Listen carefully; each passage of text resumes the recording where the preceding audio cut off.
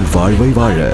Cheers, a senior living by Casa Grande. Life begins at 50. மூலதன செலவுக்கான சிறப்பு கடன் திட்டத்தின் கீழ் மாநிலங்களுக்கு கடந்த டிசம்பர் 15ஆம் தேதி வரை 61,000 கோடி ரூபாயை மத்திய அரசு விடுவித்துள்ளதாக தெரிவித்துள்ளது.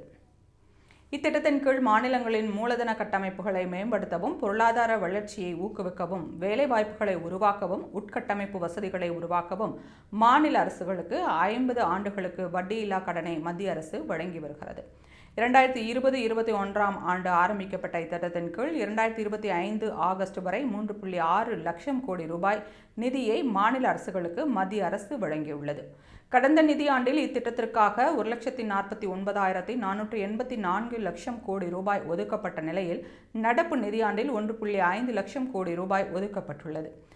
நடப்பு நிதியாண்டான 2025 ஏப்ரல் 1 முதல் டிசம்பர் 3 வரையிலான காலகட்டத்தில் 50,571 கோடி ரூபாயை மாநிலங்களுக்கு வழங்கப்பட்டுள்ளதாக நாடாளுமன்றத்தில் மத்திய அரசு தெரிவித்துள்ளது.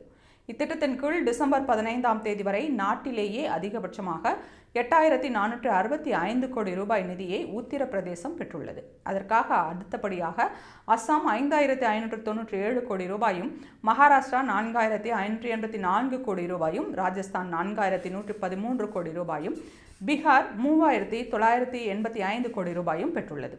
இத்திட்டத்தின் கீழ் தமிழகம் 2,765 கோடி ரூபாய் நிதியை மட்டுமே பெற்றுள்ளது. மூலதன செலவுக்கான சிறப்பு கடன் திட்டம் குறித்து பேசியுள்ள பொருளாதார நிபுணர் சந்தீப் வெம்பதி, மாநிலங்களின் மூலதன வசதிகளை மேம்படுத்துவதில் மூலதன செலவுக்கான சிறப்பு கடன் திட்டம் மிகப்பெரிய தாக்கத்தை ஏற்படுத்தியுள்ளது.